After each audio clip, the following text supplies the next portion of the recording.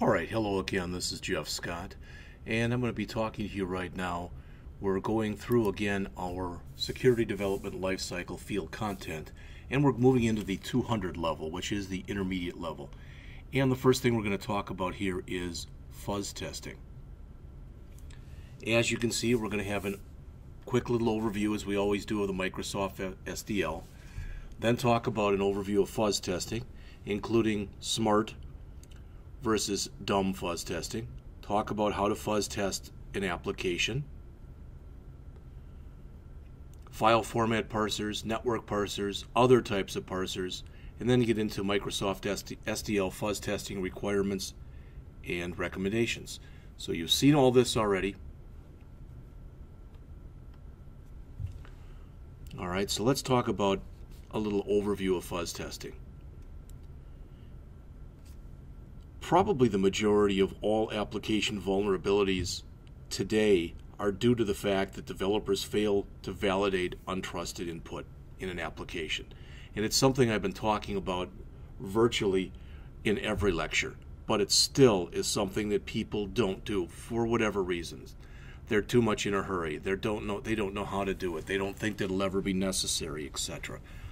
So fuzz testing is a process of creating and inputting basically what we'd refer to as malformed data into an application and try to observe how the app reacts to it.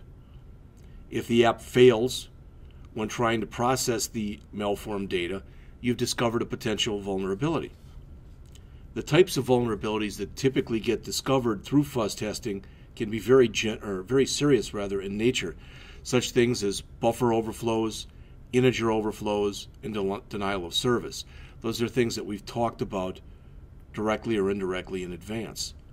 These kind of vulnerabilities can be leveraged by malicious users who want to take control of a system or crash a system or deny access to a system. All right.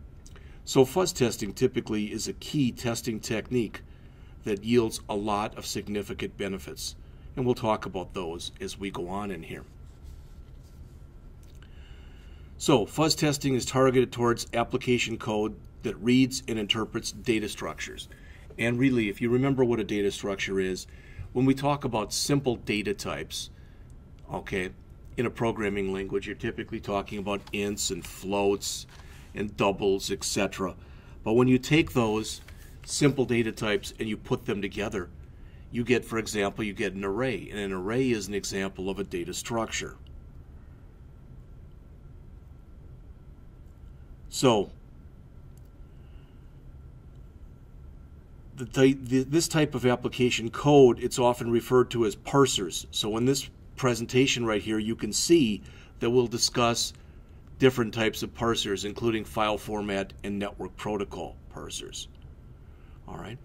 The fuzz testing process oftentimes requires additional resources and commitment from the application team.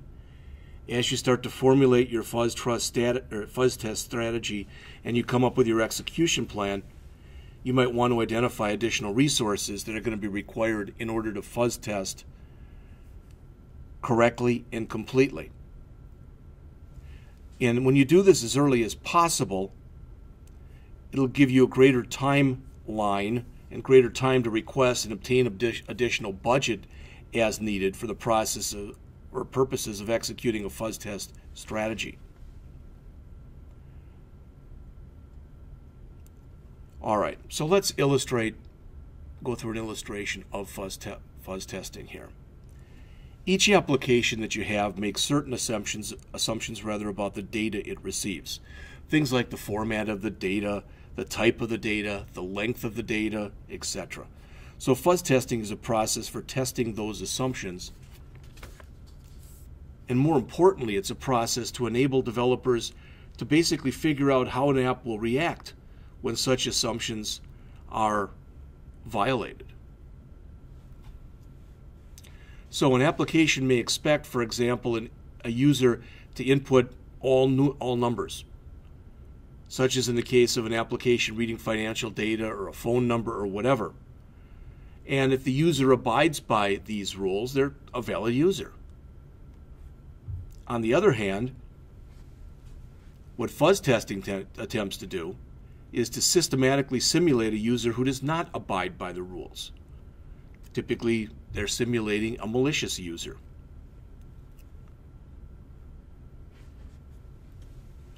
Now, just like any other security testing process, fuzz testing has its advantages and it has its disadvantages. One key advantage of fuzz testing is the types of security vulnerabilities that are identified through this process are typically severe in nature. We've already talked about them. Things like buffer overflows, integer arithmetic errors, denial of service, etc. Another advantage is this is a fairly automatable testing structure. In other words, there are a lot of built-in tools that will do a lot of this work for you. In some cases, even the analysis of an application crash due to something being malformed can be automated. Now, there's also disadvantages, and as you'd guess, whenever there's advantages, there's disadvantages. A key disadvantage of fuzz testing is that in order to identify security vulnerabilities, you need to crash the app or raise some kind of an exception or some kind of an error or do something out of the norm. This means that any vulnerability that does not result from this typically cannot be identified using fuzz testing. All right, things like cryptographic vulnerabilities or information disclosure vulnerabilities. Now, this is one of the reasons that Microsoft employs several testing techniques rather than relying on a single testing technique. Fuzz testing shouldn't replace other assessment activities. It's not a silver bullet, as it says here, but it should be used to augment or be used in concert with other testings. So there's two main types of testing techniques. The first type is called dumb fuzzing. When you dumb fuzz, completely random data is input into an application, and the way the application reacts to that random data is observed. This type of testing may or may not produce useful results, as most apps expect data to be in a certain format. And if the malformed data is not in that format, then it's usually rejected by the application. All right? So in this scenario, the rejection of the malformed data by the app doesn't yield any detrimental impact to the operation of the app itself. In other words, the app doesn't become inoperable, but one thing you are doing is you're testing to make sure that if the app should not allow a certain thing to happen, that indeed it does not allow a thing to happen.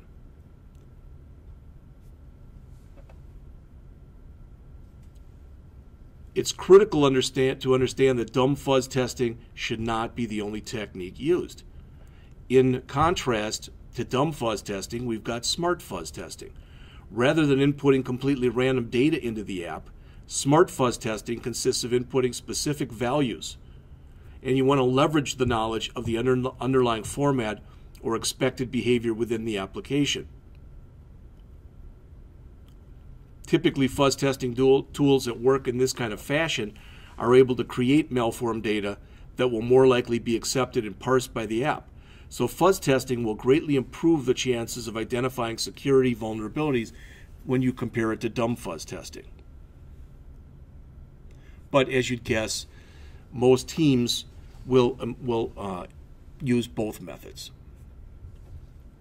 So as we just talked about, the difference between dumb and smart fuzz testing is that dumb fuzz testing involves randomly malformed data sent to the app. No regard to the expected data formats is given in dumb fuzzing. To contrast that, smart fuzzing involves expected data formats that are preserved where only certain values are changed to create malformed data. So suppose that we've got an application that reads telephone numbers in the format that's shown right here. All right. When you dumb fuzz, random data is used regardless of the expected data format. As you can see right here, none of the malformed data produced through dumb testing conforms to the actual expected data format. Many apps, when they uncover these kind of formats that are just so out of whack, will just automatically reject the data. So dumb fuzz testing tools may be able to randomly create data in the expected format, but the chance of doing that is rare. On the other hand, When you use smart testing, malformed data is created, but it preserves the expected format. So you can see it expects there to be 3 digits inside a parentheses, a space, 3 digits, a hyphen, 4 digits. And in the examples, or at least most of the ones you see here under the smart testing, that's what you see. But you see numerals replaced with letters, different character sets, etc. So we're going to talk right now a little bit about some common fuzz testing of application attack vectors. But before we do, we're going to have a look at the general methodology that's behind fuzz testing. So in order for a malicious user to attack an app, they need to be able to interact with the app in some fashion. I mean, that just makes sense. Specifically, malicious users need to be able to provide some type of malformed data to the app. So the first step for fuzz testing is to determine all possible vectors or entry points that a malicious user can possibly use to interact with the app. These can include data read from file systems, data read from network sockets, all right, and there's plenty of others. But these comprise the set of entry points that you're going to fuzz test.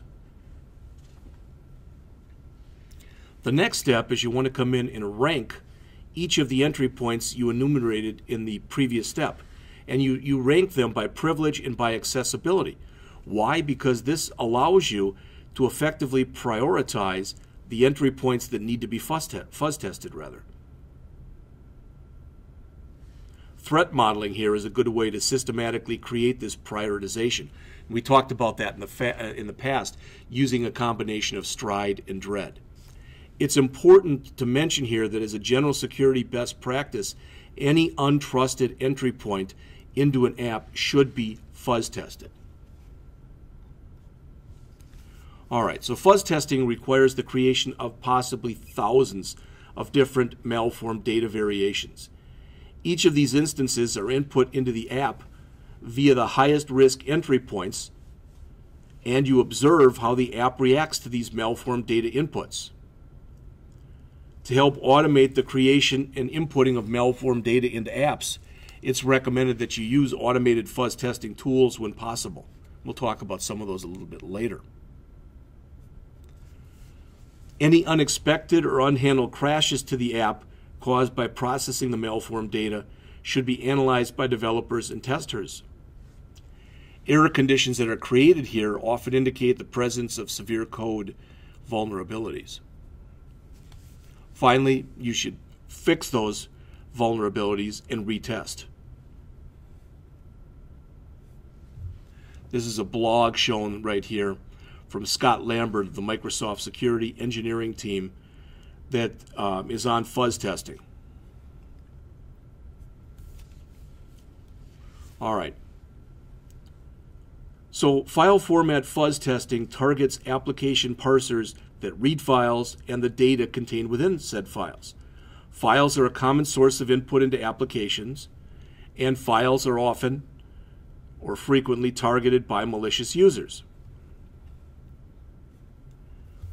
In order to effectively fuzz test files, first you must identify all of the file formats supported by the application. You talk to the application architects, developers, testers, etc., so you can produce a list of all supported file formats. For each of these formats, a library of valid files should be created. These valid files are used as templates for creating malformed data variations.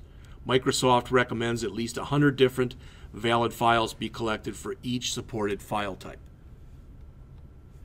Next, you want to create malformed variations of those valid files. It's recommended that you use automated tools to create these malformed files because literally it's a very long, tedious process. The final step is you want to come in here and input each of the malformed files into the app being fuzz tested and observe how the application reacts or behaves. Here's another blog test or a blog post from Scott Lambert, the Microsoft Security Engineering Tool Team. All right.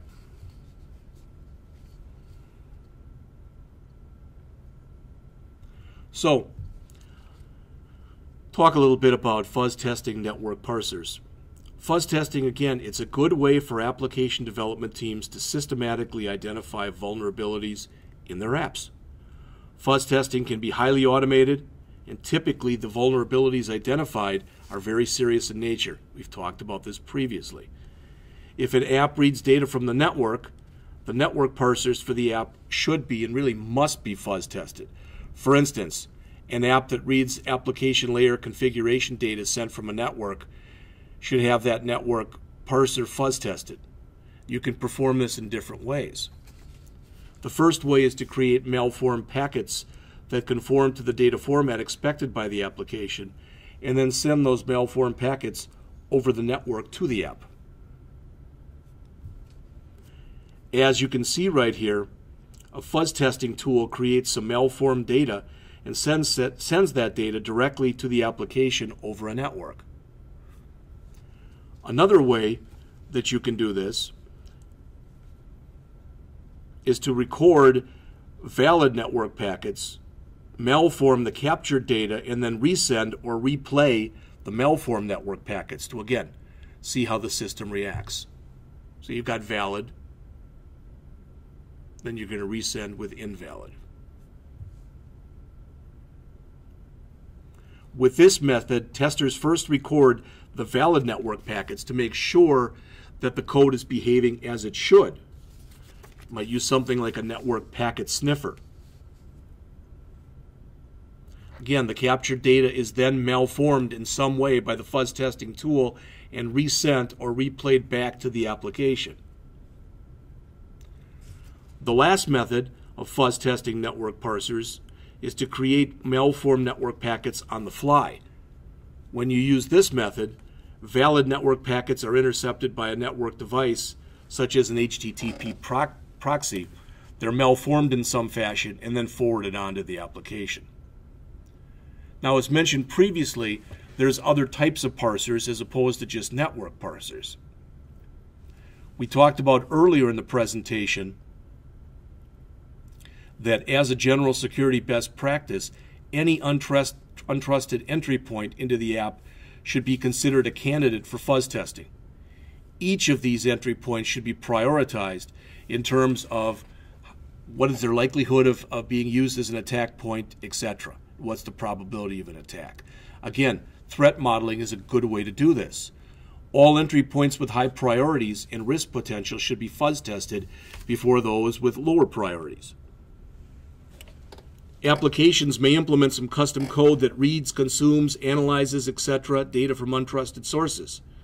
Since the data is being read in from untrusted sources, and since that data introduces risk to applications, it should be fuzz tested.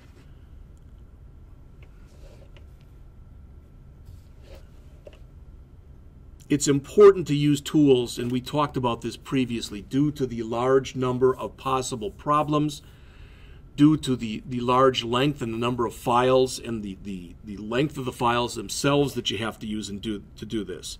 And there are several tools available to help application teams perform fuzz testing more effectively and efficiently. The first one is the Microsoft AppVerifier.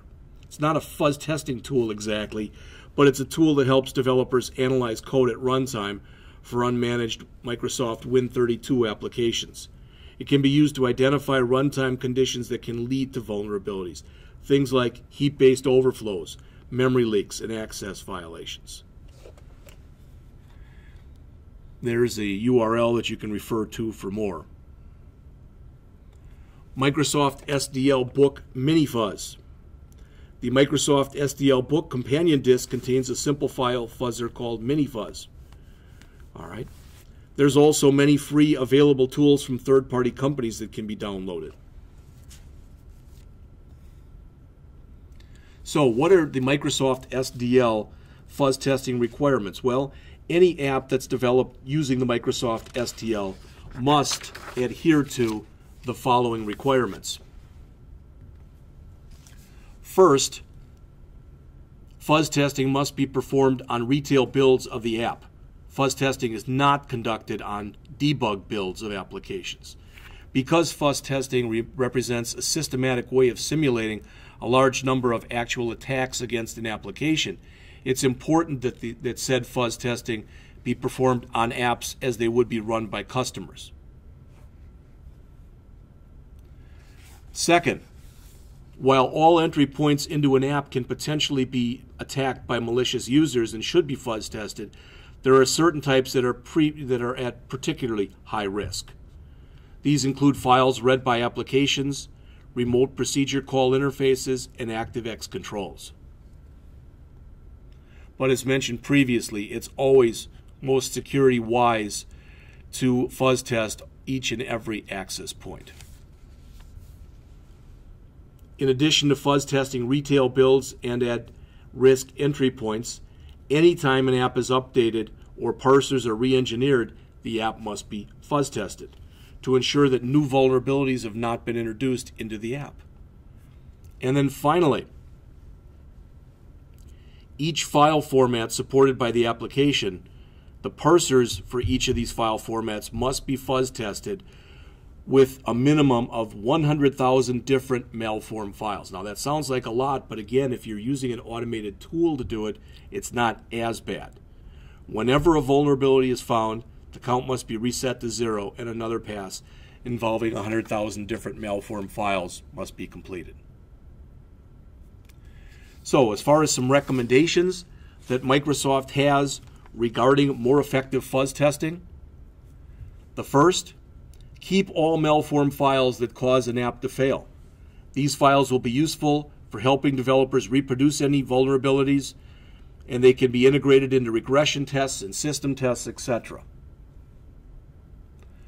Number 2, perform network fuzz testing on private subnetworks. Network-based fuzz testing can often produce large amounts of traffic or can cause network service outages. Production networks and other critical systems should therefore be isolated when you're going through the network-based fuzz testing exercises. 3, as effective as fuzz testing is, it should always be used in conjunction with other assessment techniques such as security code and code analysis. Remember, there is no silver bullet. There is no one thing that will solve every problem, or one testing methodology which will allow you to test everything. Next, fuzz testing applications, due to a large number of tests required, can become very time-consuming. When you're iterating over 100,000 files and you get partway through and then you find an error and you have to start all over again with 100,000 more files, this is going to take significant effort, resources, people time, etc. All right. Well, one way to help the process along is to dedicate separate machines for fuzz testing efforts when at all possible. Finally, all application errors generated by fuzz testing efforts should be investigated thoroughly. Errors produced through fuzz testing, typically, as mentioned previously, are very serious in nature and should be acted upon accordingly. All right, so most of the talk that we had today was on fuzz testing, and we mentioned that the majority of security vulnerabilities we have in code today are caused by apps not validating untrusted input, leading to vulnerabilities such as buffer overflows, integer overflows, and denial of service. Fuzz testing provides a systematic process to identify certain types of vulnerabilities during runtime. You can perform fuzz testing in 2 ways. We mentioned both. Dumb fuzz testing, which is an iterative process that takes a set of valid inputs into an application and mutates the data by randomly changing values within it. The malformed data is then input into the operational app, and the app's reaction to said malformed data is observed. If the app crashes or has some kind of other unhandled error condition that you observe, a vulnerability has been discovered. Typically, the more effective form of fuzz testing is smart fuzz testing. When you smart fuzz test, you apply the same approach as dumb fuzz testing, except the format of the expected data is preferred. With smart fuzz testing, only specific type of values within the data are changed. This is going to improve the chances that the malformed data will be accepted by the app and process it to create, ideally, some kind of an error condition. One major benefit of fuzz testing, remember, is that vulnerabilities that are identified through this are often often very severe in nature. All right? You have to use fuzz testing in accordance or in conjunction with other testing methodologies. Fuzz testing is highly automatable. We talked about that before. Developers still need to analyze crashes and other conditions, but especially when you're talking about working with hundreds of thousands of files, if you didn't have some kind of an automated process, this would really take a long time. Now, a disadvantage of fuzz testing is that it can only uncover security vulnerabilities that cause an app to crash. So in other words, it can't typically be used in conjunction with information disclosure and cryptographic vulnerabilities. That's pretty much it. Again, we've looked at this. This is the Security Development Lifecycle. I've talked about the book and the website, some of the other books that are available, all right, some of the blogs that are available. So we've now come in and we've talked about secure design, secure implementation, secure verification, also threat modeling and threat tool modeling, and now fuzz testing. Next, we're going to go in and talk about cross-site scripting, and after that, some SQL injection vulnerabilities. If you want some additional fuzz testing resources, I'll leave that up there for a second. But these are all things, by and large, that were mentioned in the lecture. And again, I will take all of these PowerPoints and make them available to Doug Tabbitt. All right, that's pretty much it.